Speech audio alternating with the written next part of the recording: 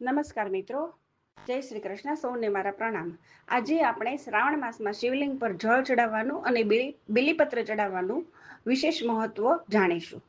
હવે શ્રાવણ માસમાં શિવલિંગ પર જળ ચડાવવાથી ભગવાન શિવ શીતળ થાય છે અને ભક્તના મનને શાંતિ મળે છે.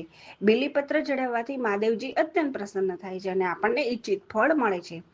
આ જળ ચડાવવાનું મહત્વ એ શરીર અને મનની શાંતિ માટે છે. શિવજીએ સમુદ્ર મંથન દરમિયાન હળાહળ વિષ પીધું હતું અને તેમના શરીરમાં રહેલી આ ગરમીને શાંત કરવા માટે જળ અર્પણ કરાય છે. જળ અર્પણ કરવાથી માનસિક તાણ દૂર થાય છે. શ્રાવણ માસમાં રોજ જળ ચડાવવાથી મન શાંત થાય છે અને જીવનના દુઃખો ઘટે છે. ઉત્તમ સ્વાસ્થ્ય પ્રાપ્ત થાય છે અને નિયમિત જળાભિષેક કરવાથી અકાળ મૃત્યુ કે રોગનો ભય પણ ટળે છે. હવે બીલીપત્ર ચડાવવાનું મહત્વ એ છે કે શિવજીને આ બીલીપત્ર ખૂબ પ્રિય છે.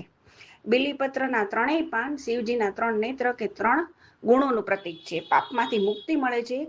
શ્રાવણ માસમાં જો એક પણ બીલીપત્ર સાચા ભાવે ચડાવવામાં આવે તો જન્મો જન્મના પાપ નાશ પામે છે એવું કહેવાય છે અને આ તીર્થ સમાન પુણ્ય ગણાય છે. શ્રાવણ માસમાં બેલીના ઝાડની પૂજા કે જળ અર્પણ કરવાથી તમામ તીર્થોના દર્શનનું પુણ્ય મળે છે. તો આ છે શ્રાવણ માસમાં જળ ચડાવવાનું અને બેલીપત્રનું વિશેષ મહત્વ. આશા રાખું છું મિત્રો કે તમને મારી માહિતી ઉપયોગી લાગી હશે. જો માહિતી ઉપયોગી લાગી હોય તો વિડીયો લાઈક કરો, શેર કરો અને મારી ચેનલમાં નવા હો તો સબસ્ક્રાઈબ કરો. ધન્યવાદ મિત્રો.